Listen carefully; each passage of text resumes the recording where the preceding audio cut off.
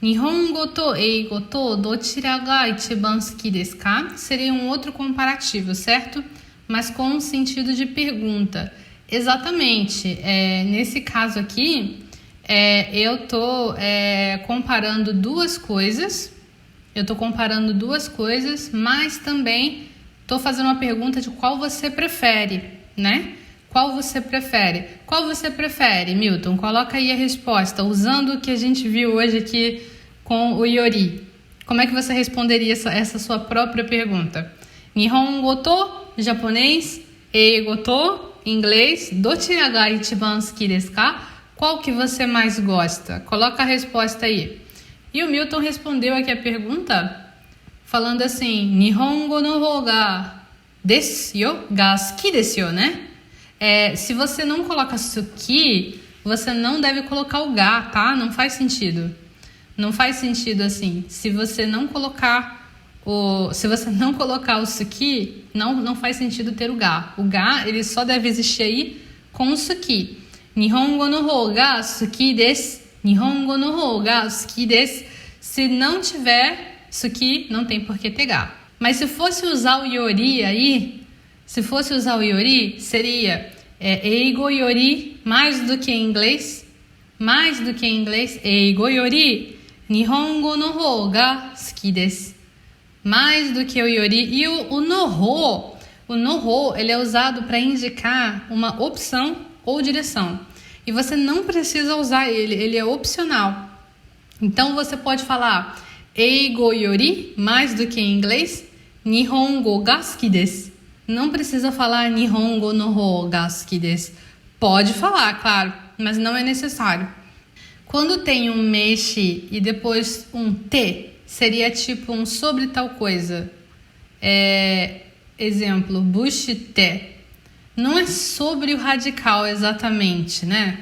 Não é sobre radical necessariamente. É como se você estivesse falando o radical.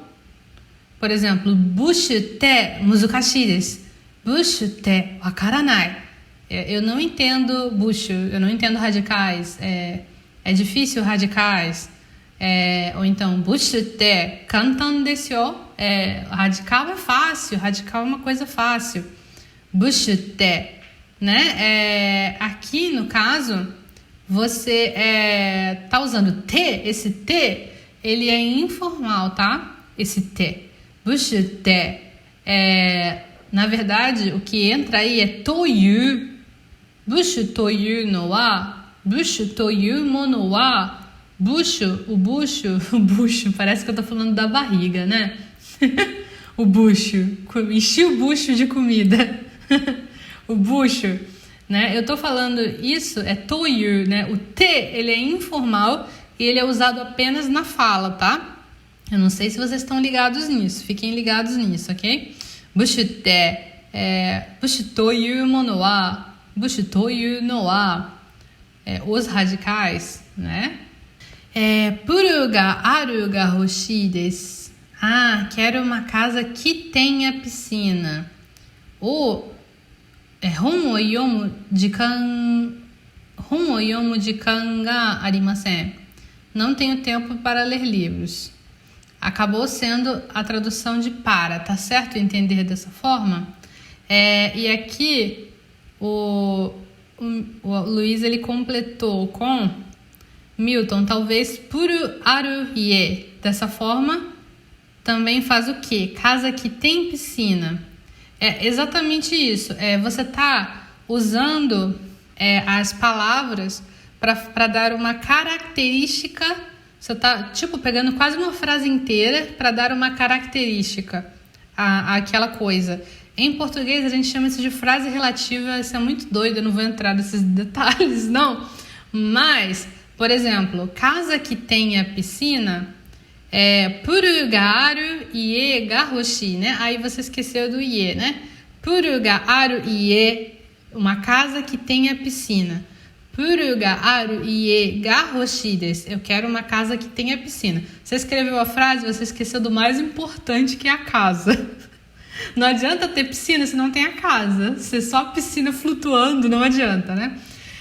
Ihon o yomu jikan ga arimasen. Não tenho tempo para ler livro. Aqui, a ideia é igual à da primeira frase. Não tenho tempo que seja para ler livro, né? Essa é a ideia, né? Hon o yomu jikan. Tempo para ler livro é tempo que seja alocado para ler o livro. Qual é a diferença de konomama e konoyoni? Tá. O konoyoni, você tá falando assim, dessa forma, comparando com uma coisa de exemplo. Por exemplo, eu tô falando de como se desenha o kanji, né? Aí eu tô falando, esse kanji se escreve desta forma. Kono kanji wa kono you ni kakimasu. Kono kanji wa kono you ni kakimasu. Este kanji se escreve desta forma. Eu vou escrever o kanji desta forma, ok? Kono kanji wa kono you ni kakimasu. Mas o konomama, ele é usado para falar de uma coisa que estava num estado e permaneceu nesse estado. Então, ele é desta forma no sentido de permanecer de um jeito. Vamos supor, sei lá, de maquiagem na cara. Tipo, eu tô com maquiagem na cara. Você não pode dormir de maquiagem na cara. Então, keshou shita mama, com a maquiagem feita, keshou é maquiagem, né? Keshou shita mama necha dame. Você não deve dormir com maquiagem no rosto, né? Konomama necha dame. Você não deve dormir dessa forma. Desse jeito que é um estado que estava antes e permaneceu assim. Você não deve dormir com esse estado contínuo de maquiagem na cara, né? Aí o konoyoni é bem diferente, porque você está querendo dizer assim, pegar um exemplo de como deve ser feito ou de como é a coisa, né? Que nem eu falei no exemplo do kanji, da ordem de traço. Kono kanji wa kono you ni kakimasu. Tem até na prova de proficiência, não sei se vocês vão lembrar agora, mas na prova de proficiência de japonês, nos exemplos, no rei, no exemplo do chokai, eles falam assim, como a resposta correta é a 1, a resposta se escreve assim, para mostrar como você deve marcar o cartão resposta. Aí eles falam, tadashii kotae wa 1 desu. Tadashii kotae wa 1 desu kara, kotae wa kono you ni kakimasu. Como a resposta correta é a número 1, você deve escrever a resposta desta forma. Tadashii kotae wa 1 desu. Tadashii kotae wa 1 desu kara, kotae wa kono you ni kakimasu. Você deve escrever desta forma. É diferente de uma coisa que está num estado e vai continuar no mesmo estado. Agora eu tenho uma dica para você, se você gostou desse vídeo. É o Clube do Kanji. O Clube do Kanji é um canal gratuito no Telegram. Nesse canal, você vai encontrar kanjis, vocabulário, explicações de gramática e também você vai poder participar de uma comunidade com colegas que também estão aprendendo japonês como você. Tudo isso gratuitamente. Eu espero você no Clube do Kanji.